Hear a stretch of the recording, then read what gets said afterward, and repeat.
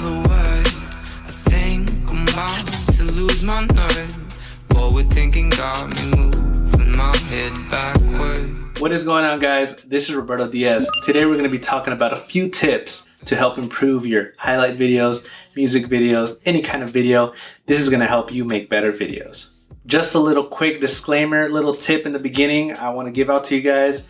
Remember, it is not about the gear. If you're watching these kind of videos, I know you're going to be recommended a EOS R, A7 III, a Sony A7 III, 4, 5, 6, 7, 8, whatever.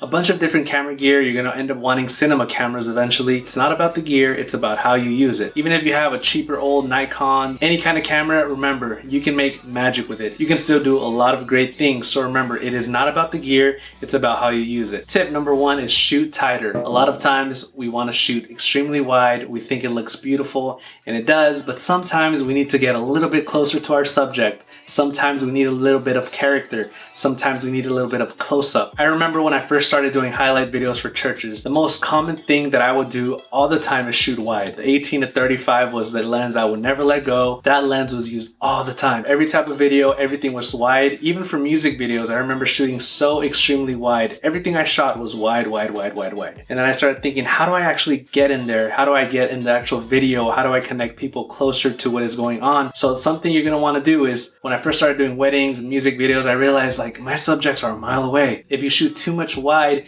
you're going to miss out on facial expressions, hand expressions.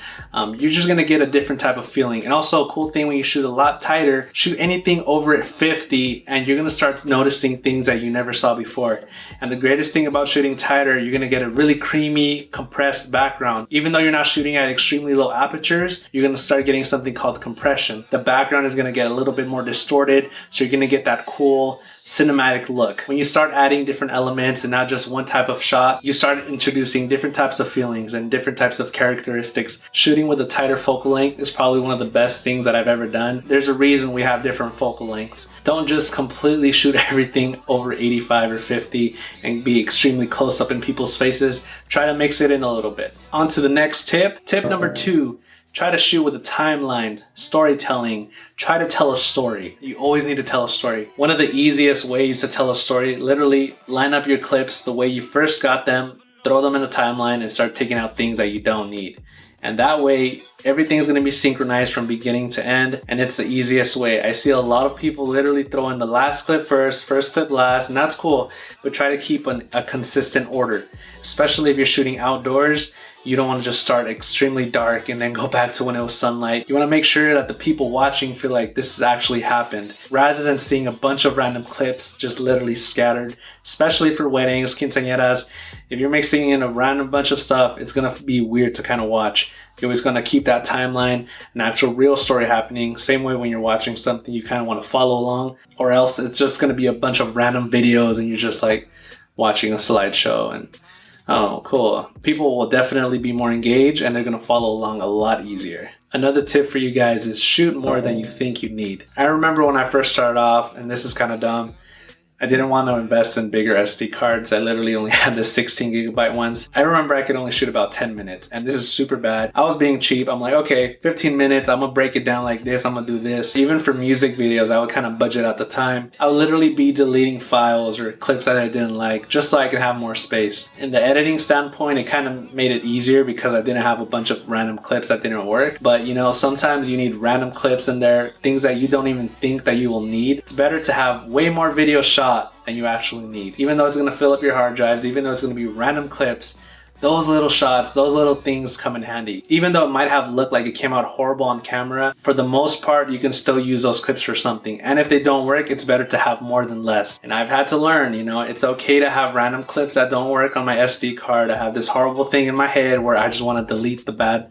things that didn't come out right. But now I just leave everything. And when I'm editing, I gladly just put them to the side, and maybe I'll need that shot and then I'll bring it back. It makes a lot more sense to just have extra at the end. It won't hurt you. If anything, just invest more in SD cards, buy more hard drives. It'll save you in the long run. Another little tip for you guys, watch that ISO or ISO, however you want to call it. I'm saying this especially for beginners. It's very easy to see the footage coming out of your camera looking dark. And the first thing you want to do is bump up that ISO, because you'll feel like, okay, I'm pushing it up, now it's gonna look better.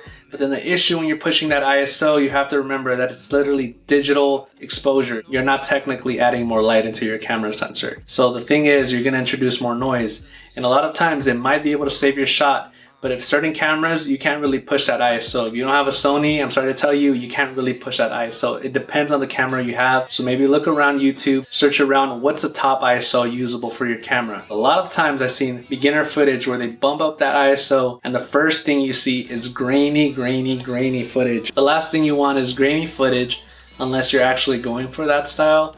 And then you can tell the difference when it's you going for that style or your camera sensor, you were just blowing up your image and it was dark in there. And a huge issue, especially for venues, clubs, churches, it's gonna be a low light environment. So what I recommend too is try to get a lens that's faster. Try to get a lens that can go down to like a 1.8, a 1.2, even a 1.4. These lenses will save you in the long run. And that's literally the way that I've found to be able to get great bright footage. And I've worked in the darkest places. I've been in the places where there's literally no light. There's literally just backlights.